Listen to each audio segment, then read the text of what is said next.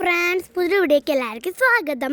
അപ്പം നമ്മൾ ഇന്ന് പരിചയപ്പെടുത്താൻ പോകുന്നത് നമ്മുടെ കേരളത്തിലുള്ള ആൾക്കാർക്ക് നമുക്ക് വേണ്ടാന്ന് പറയാൻ പറ്റാത്ത നമ്മുടെ പ്രധാന അവിയലാണ് നമ്മൾ പറയാൻ പോകുന്നത്. കൂട്ടുകാരി, ഞാൻ ഇന്ന് നിങ്ങൾക്ക് പരിചയപ്പെടുത്താൻ പോകുന്നത് നമ്മുടെ കേരളത്തിലുള്ളവർക്ക് ഒരിക്കലും മറക്കാൻ പറ്റാത്ത നമ്മുടെ അവിയലിൻ്റെ ഒരു റെസിപ്പി ആയിട്ടാണ്. ഇത് നമ്മൾ എങ്ങനെയാണോ ഉണ്ടാക്കുന്നത് അതാണ് ഞാൻ കാണിച്ചിരിക്കുന്നത്. പല നാട്ടിലും പല രീതിയിലൊക്കെയാണ് നിങ്ങൾ വയ്ക്കുന്നതെന്നറിയാം. നമ്മൾ എങ്ങനെയാണ് വയ്ക്കുന്നത് അതാണ് ഞാൻ നിങ്ങളെ കൂടെ പങ്കുവയ്ക്കുന്നത് കേട്ടോ. ഈ മലക്കറി അരിയുന്നതും പിന്നെ വേവുന്നതും സമയം മാത്രമേ ഉള്ളൂ. ബാക്കിയെല്ലാം വെന്ത് കഴിഞ്ഞാൽ പിന്നെ ഒരു പരിപാടിയില്ല. കുറച്ച് വെളിച്ചെണ്ണ നമുക്ക് ഒഴിച്ചാൽ മതിയാവും. സിമ്പിളായിട്ട് ടേസ്റ്റി ആയിട്ട് ഉണ്ടാക്കാൻ പറ്റുന്നതാണ് നമ്മളെ ഈ അവിയൽ എന്ന് പറയുന്നത്. അപ്പോൾ നിങ്ങളെല്ലാവരും ഉണ്ടാക്കി നോക്കണേ. വീഡിയോ സ്കിപ്പ് ചെയ്ത് പോയാൽ ഇത് എന്തൊക്കെയാണ് ചേർക്കുന്നതെന്ന് കാണാൻ പറ്റത്തില്ല. അതുകൊണ്ട് നിങ്ങൾ മുഴുവൻ എന്തായാലും കാണണം, എങ്കിലേ എന്തൊക്കെ റെസിപ്പി ചേർത്തിട്ടുണ്ട് എന്ന് നിങ്ങൾക്ക് മനസ്സിലാകത്തുള്ളൂ. അപ്പോൾ എല്ലാവരും സ്കിപ്പ് അടിക്കാതെ മുഴുവൻ കാണണം, പിന്നെ ഉണ്ടാക്കി നോക്കണം ഉറപ്പായിട്ടും. വീഡിയോയിലോട്ട് പോയാലോ കൂട്ടുകാരെ. നമ്മുടെ നാട്ടിലെ എല്ലാവർക്കും അവിയൽ ഇഷ്ടമാണ്. ചെറിയ കുട്ടികളാണെങ്കിൽ ഈ അവിയലും ഒന്നും കഴിക്കാറൊന്നും ഇല്ല. പക്ഷേ ചിലവരാണെങ്കിലും നല്ല ഇഷ്ടമാണ് കേട്ടോ അവിയലൊക്കെ. പിന്നെ ഈ വെണ്ടയ്ക്ക, കത്തിരിക്ക, നമ്മുടെ വെള്ളരിക്ക, ഇതൊന്നും ഇഷ്ടമില്ലാത്ത കുറേ കൊച്ചുങ്ങൾ കാണും. ഇവർക്കൊക്കെ അവിയൽ വെച്ച് കൊടുത്താൽ നല്ല ഉപയോഗമാവും. അതിൽ കഷ്ണങ്ങൾ കഴിക്കണമെന്നുമില്ല, ഒരു അരപ്പിലാണ് ബാക്കിയെല്ലാം പ്രയോജനങ്ങളൊക്കെ ഉള്ളത്. അപ്പം അത് കഴിച്ചാൽ, ഈ അവിയൽ കഴിച്ചാൽ എല്ലാവർക്കും നല്ല വൈറ്റമിൻ എ, ഡി, ബി അങ്ങനെ ഒരുപാട് പ്രോട്ടീനൊക്കെ നമ്മുടെ അവിയലിൽ നിന്ന് കുഞ്ഞു മക്കൾക്ക് കിട്ടും കേട്ടോ.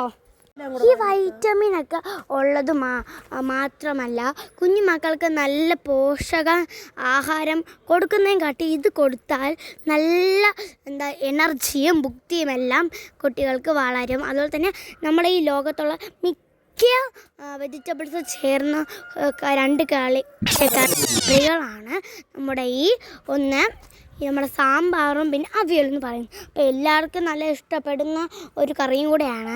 സദ്യയിൽ നമ്മൾ കാണുന്ന പോലെ നല്ല ഡ്രൈ ആയിട്ടൊന്നുമല്ല വയ്ക്കുന്നത്, കുറച്ച് അരപ്പോടെയാണ് വയ്ക്കുന്നത്. നമ്മുടെ ഉള്ള എല്ലാവർക്കും അരപ്പോടെ വയ്ക്കുന്ന, ഈ ഗ്രേവിയോടെ വയ്ക്കുന്നത് ഭയങ്കര ഇഷ്ടം കേട്ടോ. നമ്മളൊക്കെ ഈ അരപ്പാണ് കൂടുതലും കഴിക്കുന്നത്, അതിലാണ് നമ്മുടെ എല്ലാ എനർജിയും ഇരിക്കുന്നത് തന്നെ. നമ്മളെടുത്ത വെജിറ്റബിൾ നിങ്ങൾ കണ്ടതല്ലേ, അത്രയും വെജിറ്റബിളിന് നമ്മൾ ഇത്രയും തേങ്ങയാണ് എടുത്തിട്ടുള്ളത്. നമുക്ക് ഈ അവിയലിന് ഈ തേങ്ങയിൽ ആദ്യം അരച്ച് എടുക്കാൻ ആവശ്യമായിട്ടുള്ളത് ഇൻഗ്രീഡിയൻസ് നമ്മുടെ ജീരകമില്ലേ, പൊടിക്കാത്ത ജീരകവും കുറച്ച് വെളുത്തുള്ളിയും കുറച്ച് ചെറിയ ഉള്ളിയും പിന്നെ നിങ്ങളെ ആവശ്യത്തിന്, എരിയുടെ ആവശ്യത്തിന് മാത്രം 2-3 പച്ചമുളകും കൂടെ നടുക്കൂടെ കീറി നമുക്ക് എടുക്കാവുന്നതാണ്.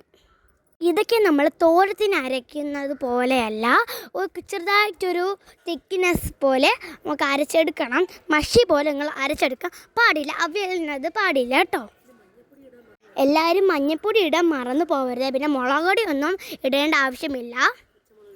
പച്ചമുളക് ഇട്ടിട്ടുള്ളതുകൊണ്ട് മുളകുടെ ആവശ്യമില്ല. പിന്നെ കുറച്ച് പുളി ഇട്ട് കൊടുത്തത് നല്ലതാണ്. പുളി വേണമെന്നുള്ളവർക്ക് ഇട്ട് കൊടുക്കാവുന്നതേ ഉള്ളൂ, നമ്മൾ ഇട്ട് കൊടുക്കുന്നുണ്ട്. പിന്നെ നന്നായിട്ട് നമ്മൾ അരച്ചെടുത്തിട്ടുണ്ട്. ഇലക്കറിയൊക്കെ വേവിക്കുമ്പോൾ പുളി ഇടാം, അല്ലാതെ അരയ്ക്കുമ്പോഴും ഇടാം കേട്ടോ. ഒരുപാട് പുളിയായി പോകരുത്, അരച്ചെടുത്തിട്ടുണ്ട്. പിന്നെ നമ്മുടെ നമ്മൾ കുക്കറിൽ 5 ലിറ്ററിൻ്റെ കുക്കറിലാണ് നമ്മൾ വെച്ച് കൊടുക്കുന്നത്.